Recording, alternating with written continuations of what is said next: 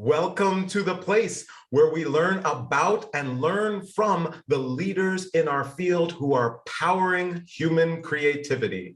I am Aaron Dworkin, and this is Arts Engines.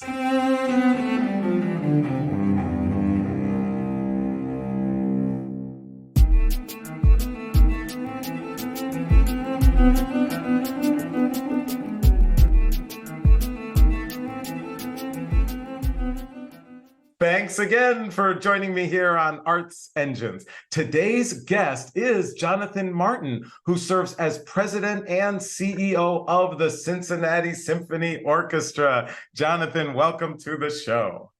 Thanks for having me on. Well, so I am excited to have you on the show. Obviously, we have a wonderful partnership. The CSO is one of our amazing creative partners, but also have been able to partner in a host of ways over many, many years, including Sphinx and other fronts. And so the work of the orchestra and your leadership there and in previous roles as well has really just been wonderful and extraordinary for the field. So I am excited to have you on the show. Thank you. Thank you. So I thought what would be great is that obviously we have many people who are involved in the orchestra world, who are tuning in and who watch the show. And a lot of that work is, and what conversations take place are about the role of orchestras in their communities.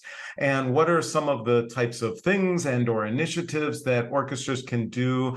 And also important to that, why? What will be the impact of that work? And so what I thought, because I definitely want to get to exactly what the CSO is doing, what are some of those initiatives that might also serve as inspiration for some others who are looking at some of that work, who are tuning in. But first, I thought I'd just get, how do you view that role of music and especially orchestral music and community? How do you see them tied? What roles do you see music playing in the community, et cetera?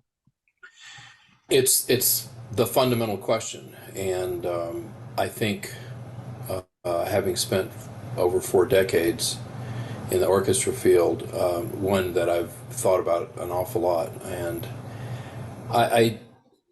the fundamentals of what guides us here in Cincinnati is that we think of ourselves as a community service organization.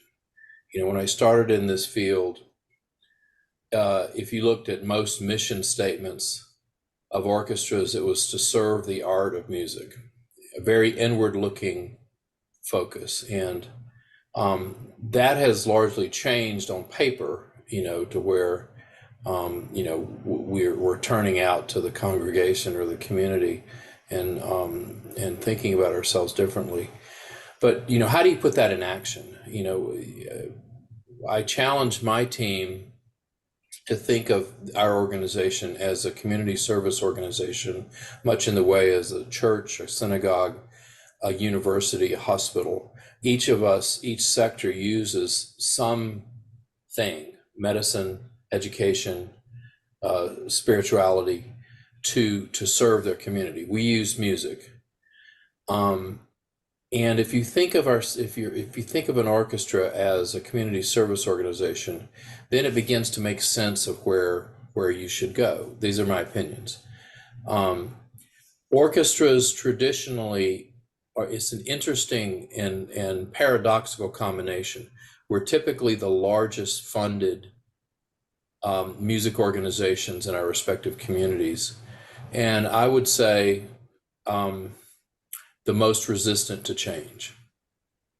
So we've got a lot of assets that we gather and we spend money on, and you know, we have to answer to the community that we serve, you know, because that money, the vast majority of it, you know, 90-something% of that money is coming from inside the area that you're serving with your concerts and education activities. And so I see it as a covenant to do a much better job as the largest funded music organization, do a much better job in serving the community. And in order to do that, you've got to redefine what you mean by community. You know, orchestras have been happy up to, you know, the past 10 years or so or they could get away with, I'll say it that way. They could get away with serving 4 to 6% of the community because that's where the money was. That is not a recipe for sustainability. And if anything, if we learned anything from the pandemic, and that these 2 or 3 years, which have compressed the change that was going to happen anyway in our industry, it compressed it from 10 or 15 years down to 2 or 3.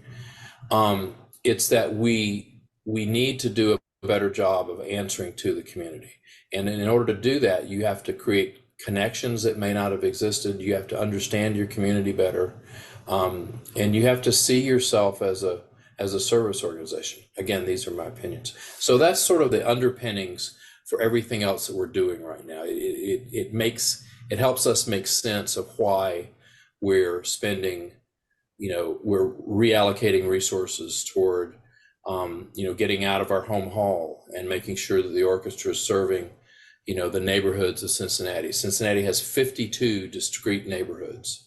Wow. We've done a good job of serving about 3 of them. And what if you could serve the majority of those 52 in a way that is valued and is meaningful to those in those communities? Right. And so let me stop there. Yeah, no, absolutely, because this is, I mean, it's really amazing. And I loved also initially, right, how you said, on paper, many orchestras switched to and evolved their mission statement, but what then happens in reality, and then talking about how you were doing that, and that philosophy of what is that sense of being an important member of the community and truly serving the community. I love that. And one thing before we get to, because I want to hear kind of what are some of these very specific ways in which the CSO is doing that, there have to be some colleagues out there leading orchestras in leadership roles of orchestras out there. And where you mentioned about, even though some of the largest institutions may be resistant to change, are there any kind of key, or what would you say might be the top, 1 or 2 ways or things that you would encourage your colleagues around the country who are saying, this is great, we'd love to do some of this work, but the reality is we've either got some of this resistance or we just are much slower with the change. Any suggestions that you have of things that you've been able to do at the CSO that has both led to change and or a more rapid progression of change? It's a great question. Leadership in a nonprofit is I think very different than leadership of a corporation, in that a big part of a CEO's job in an orchestra or other big nonprofits is to the extent possible, bring consensus, bring your constituents along. And if you divide the constituents, the owners, the stakeholders of an orchestra, the musicians, the staff, the board, your donors, and your audience, and your volunteers, all of these are stakeholders. They care deeply about the orchestra. And a big part of my job, maybe the hardest part of my job, is to try to explain why these changes need to happen, why we need to think about orchestras differently, because these are existential questions. The pressure of the pandemic, and it was ameliorated by a lot of government money, but if you look at where a lot of organizations are, and frankly were before the pandemic, there's a lot of organizations like ours that are in precarious financial position, and so the imperative for this change, I see it as 3 things. One, it's morally the right thing to do. We receive, in our case, we're $100 million organization. And so we either are earning or getting donations equal $100 million. Are we delivering $100 million a year worth of value? That could be up for debate. And so there's a moral imperative. You got to do the right thing. You got to answer to the community that you serve. There's an extraordinary second piece, which is an artistic opportunity. If you open your arms just a little bit wider and think about bringing new voices to the stage, literally sometimes, but inside of orchestras, inside your staff, inside your board, make sure that your board is reflective of the community that you're serving. Those voices are going to, by definition, give you a different perspective. It's going to enrich the collective perspective. So there's an opportunity. And there's an economic imperative. In Cincinnati, 50% of today's audience will either be dead or no longer, or too old to attend a concert in 10 years.